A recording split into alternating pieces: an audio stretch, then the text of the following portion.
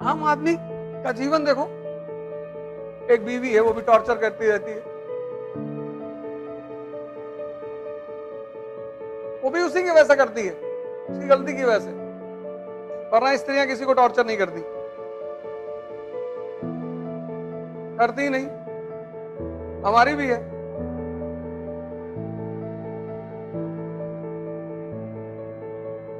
करती नहीं, कहती नहीं कुछ, कभी कभार कह देती है, ऐसा भी नहीं, ऐसा थोड़ी है। लेकिन आज तक किसी ने कहते हुए देखा नहीं, यही उपलब्धि है। क्योंकि मैंने उससे कहा था कि जब भी तुम गुस्सा हो ना, दरवाजा बंद कर लेना, पब्लिकली कुछ मत कहना। क्योंकि स्त्री के मन में एक बात होती है कि घर को बनाना है। कोरोना में भाई साहब पैसा था ही नहीं मेरे पास, 1.5 करोड़ की EMI दे दी थी, वो तो बचा के रखी थी। ये कितना चाहिए? अरे मैंने कहा तुम सुनाओ, बोली बताओ। और सोचो 1 साल पूरा कोरोना पूरा बंद था सब कुछ।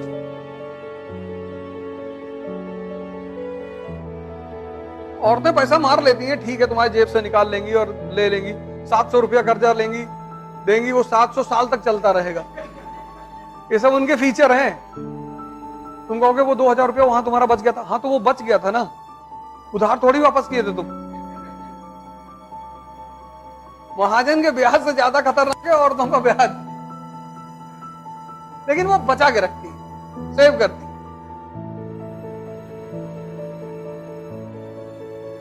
नहीं परेशान करती, औरतें करती ही नहीं। अगर कर रही हैं तो कहीं ना कहीं उस आदमी की भी गलती होगी, और अपवाद सभी जगह। तो आम आदमी वैसे ही नीचे परेशान रहता है और ऊपर से औरत पीने नहीं देती। अगर स्त्री नहीं, भगवान ने स्त्री को इसीलिए बनाया अपने रिप्रेजेंटेटिव के रूप में। स्त्रियों का काम है पुरुष को सिविलाइज करना, सुधारना। अब 25 साल तक मां के हाथ का बना खाना खाया, मां ने खाना दिया, लौकी बना के 3 दिन उठा के फेंक दिया थाली कि डेली डेली लौकी दे रहे हो, दिमाग खराब है तुम्हारा। तो बेचारी मां जाए, अच्छा बताओ क्या खाओगे, फिर गई दोबारा बना के लाई, बोली लिए खा लो। अब 25 साल आदत खराब हो गई, 26 साल में शादी हो गई, पत्नी आई, फिर फेंक दिया थाली, फिर वो कूद के बैठ गई सीने में, गया आराम ना, मर मर के खाना बना, बदतमीज खाना फेंक रहा। तो एक स्त्री बिगाड़ती है और दूसरी बनाती है। पत्नी का बहुत रोल है। तुम सोचो, इमेजिन करो सिर्फ दुनिया में पुरुष हैं, औरतें नहीं हैं, तो चारों तरफ तुम्हें मर्द भी लगा दहला पकड़ खेलते हुए, कोई घर जाएगा? नहीं, कोई घर जाएगा? लगा के बैठे हुए। वो तो जैसे अंधेरा होता तो पुरुष को याद आने लगता कि शेरनी बैठ गई होगी कुर्सी पे, कि वे इतना देर कहां थे। जरूरी है। होटल रेस्टोरेंट वगैरह में देखो, लड़का का लड़की के साथ बैठ के कुछ खाता है, बड़ा डिसेंसी से खाएगा, एकदम काट वाट के चाकू वाकू, अकेले खा रहा तो पूरा हाथ में लपेट के डाल। तुमने इन सब चीजों में, ये सब हुआ तुम्हारे भी सामने, तुमने गौर नहीं किया।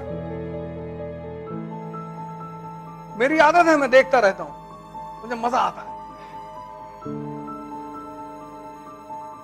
जितने भी पब्लिक ट्रांसपोर्ट हैं, सब में 2-4 सीट बुक होती है महिलाओं के लिए, उसमें लिखा होता है केवल महिलाओं के लिए। मेट्रो में चलोगे, उसमें सीट बुक है महिलाओं के लिए। कई लोग तो दिल्ली में झगड़ा कर लेते हैं, क्यों महिला को क्यों बैठने थे, तुम भी जेंडर चेंज करा लो। जापान में महिलाएं किसी भी पब्लिक ट्रांसपोर्ट में आपको खड़ी नहीं मिलेंगी। शिक्षा का कमाल है। शिक्षा समझदारी पैदा करेगी, समझदारी नैतिकता पैदा करेगी। नैतिकता बाहर से थोपी नहीं जा सकती। ऐसा क्यों है? क्यों उनके लिए सीट बुक है? क्योंकि महीना मेंस्ट्रुएशन होता है, हर महीने दर्द होता है शरीर में। खासकर वो महिलाएं जो सर्विस करने जा रही, नौकरी करने जा रही हैं, 1.5 घंटे का ट्रैवल है। किससे कहेंगी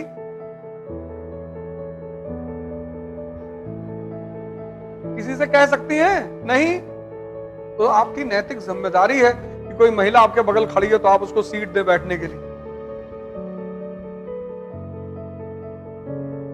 ये मॉरल रिस्पॉन्सिबिलिटी है। इसी को कहते हैं रैशनलिज्म। देखो लेडियां वहां, औरतें वहां बुर्के के खिलाफ लड़ाई लड़ रही है, हमें बाहर निकालो, आजाद करो।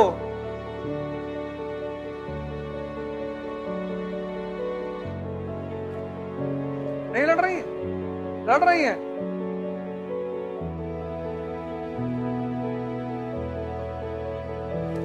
तो वैसी चाचा यहां नहीं जा रहे हैं। नहीं तो यहां की औरतें अगर पढ़ ले मुसलमान बहुत मारे उनको।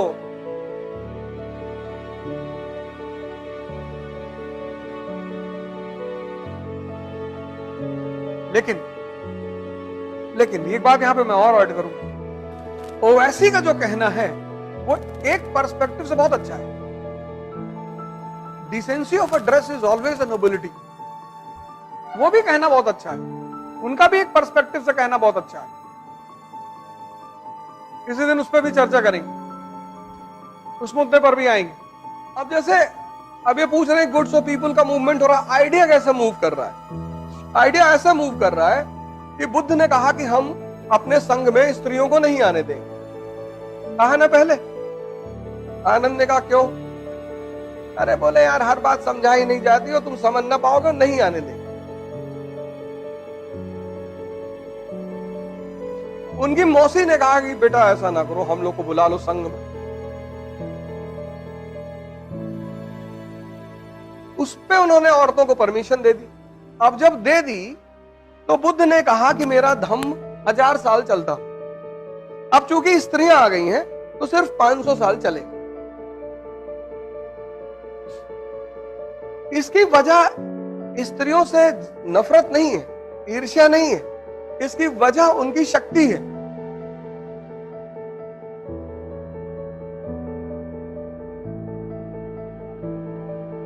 इसीलिए भारत की संस्कृति ने उसको आदि शक्ति कहा।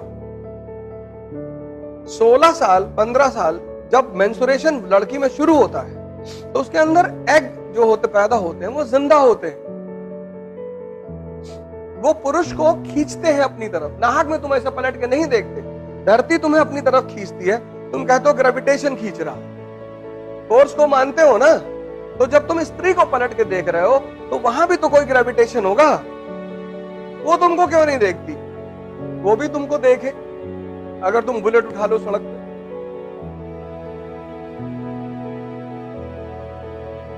वो भी तुमको देखेगी। ऐसा नहीं देखेगी, देखेगी वो। लेकिन अगर तुम हिल रहे हो, गुटखा खाए हो, हिल रहे हो, तो बुद्ध ने ये बात कही नहीं। जब इस्लाम आया तब उसने कहा कि औरतें मस्जिद में नहीं आई, मतलब जहां मेल नमाज पढ़ेंगे औरतें अलग जगह पढ़ेंगी। अब देखो आइडिया ट्रैवल किया कि नहीं ट्रैवल किया? जो काम बुद्ध ने नहीं कर पाए किसी भी दबाव में, वो काम इस्लाम ने किया। अब नया नया जो आदमी ध्यान करने जा रहा है,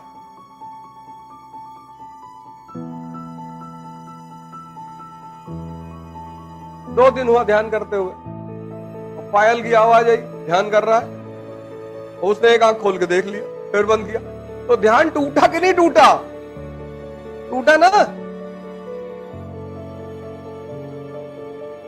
दुनिया में मन जो शांत होता है वो बस दो ही चीजों से शांत होता है तुरंत। तीसरे चीज से जब शांत होता है तो परमानेंट हो जाता है, वो है मौत। आदमी मरा, सांस खत्म, सांस खत्म, मन खत्म। मौत में पूरे शरीर में एक ही चीज गायब होती है, वो है सांस। और सांस का संबंध है मन से। तुम गुस्से में रहोगे, सांस तेज चलेगी। तुम देखो जैसे जैसे तुम्हारा मनोभाव चेंज होते हैं वैसे वैसे तुम्हारी सांस भी चेंज होती है। इसीलिए दुनिया में ज्यादातर ध्यान की जो विधियां हैं वो सांस से शुरू होती है। कहती है अपनी सांसों को देखा करो। इतना आसान नहीं उन्हें देखना, बहुत मुश्किल लगती है उसको देखने में, लेकिन देख लेता है यार।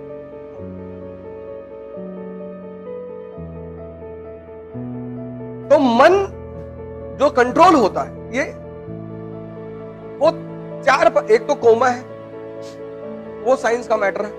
आदमी जिंदा रहता है, सांस चलती है पर मन नहीं होता। एक मौत है, ना सांस चलती है ना मन होता। जो डेड बॉडी है उस पर जाके तुम अगर उसके कान में कह दो तुम्हारी बीवी भाग गई, पड़ा हुआ क्या फर्क पड़ता। ये दो तो है जो मन को शांत करते हैं। तीसरा है नशा।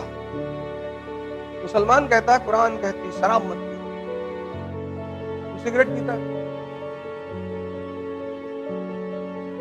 कुरान कहां कहती है सिगरेट पियो?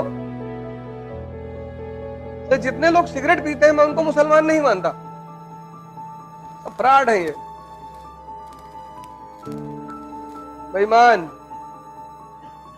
अब दारू नहीं पियोगे तो गांजा पी लोगे, तब पर भी तो मन ही शांत कर रहे हो ना। और चौथी चीज जो सबसे ताकतवर चीज है, जो आदमी के मन को रोक देती है, वो है सेक्स, काम। इसीलिए तो प्रोस्टिट्यूशन इतना बड़ा धंधा है,